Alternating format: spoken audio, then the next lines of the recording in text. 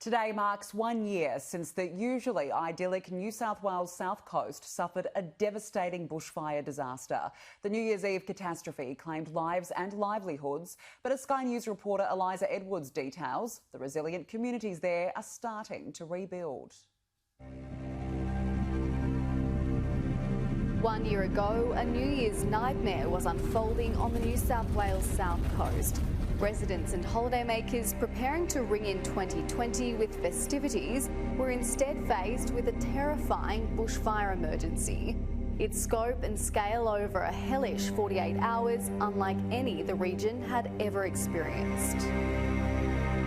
In the early hours of the morning, the firestorm ripped through the Bega Valley town of COBARGO. So, 1 a.m. in the morning, this happens. By daybreak, buildings in the heritage village were still burning, a red glow descending on the nearby towns of Bega and Bermagui as they too came under threat. Residents escaping danger flocked to the Bega showgrounds. We saw what was heading our way and we just left. There was no way you could fight it. It was huge.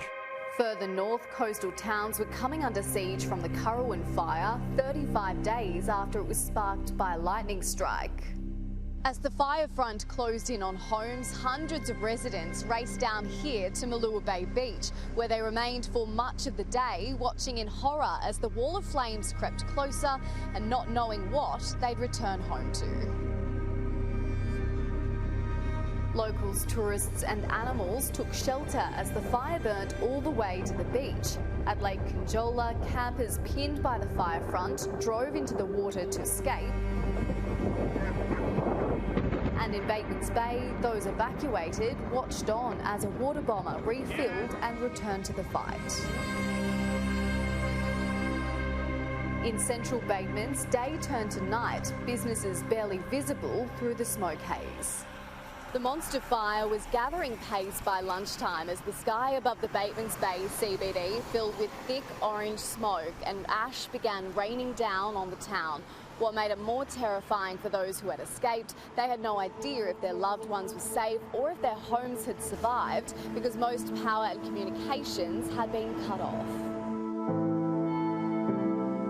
At nearby MOGO Zoo, a major rescue operation was unfolding.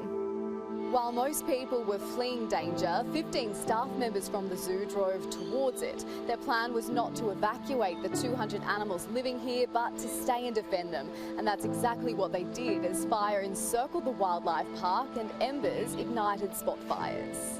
It was a Armageddon event, now looking back at it. On the day it was just intense, it was busy beyond belief and a day that was full of lots of small victories, which was amazing for us, and then by the end of it, at least a successful story. While the zoo was saved, the news was heartbreaking for the township of MOGO, where half the main street was wiped out.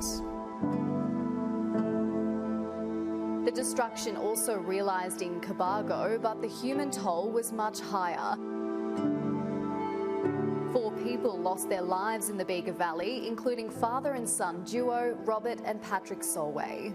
And that impact will be felt for a lifetime. The fire left a trail of twisted wreckage along COBARGO's main street. Residents who returned the following morning were shocked at the scale of destruction, and the trauma from that experience still runs deep. It will be nothing to celebrate when the fires hit COBARGO. I do worry for a lot of the town that it's still really raw. 12 months on, COBARGO is still hurting, recovery tough for those who lost friends, homes, businesses and livestock. David Wilson is only just moving into an accommodation pod on his property after his house was razed. We've already found being there that we've been able to start cleaning up things and start doing more around the property to recover. Recovery also painfully slow in MOGO and Bateman's Bay. Some businesses are being rebuilt, but homeowners are finding it tough to replace what they've lost. Everything's just been slow. It's just been a really difficult process and probably more on our behalf because we just haven't really wanted to deal with it. Slow going too for the Granados family, shifting their new leather shop into a makeshift demountable dubbed the MOGO Mall. But the business has suffered blow after blow with floods and COVID-19 following the fires. Who expected COVID to be around the corner? So that had a huge impact on our business.